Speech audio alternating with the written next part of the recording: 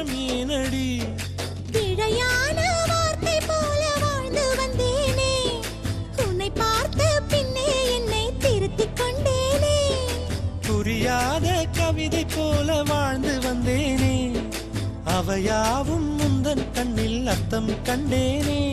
இந்த அருக புல்லின் மேல் மணித்துளியாய் நின்றாயே, எந்த பருவத் தோள்களில் பச்சை கிளியாய் வாழ்ந்தாயே. என்னை துளசி செடியாய் சுற்றி வந்தாயோ, கண்ணால் பார்த்து பார்த்து வெற்றி கண்டாயோ.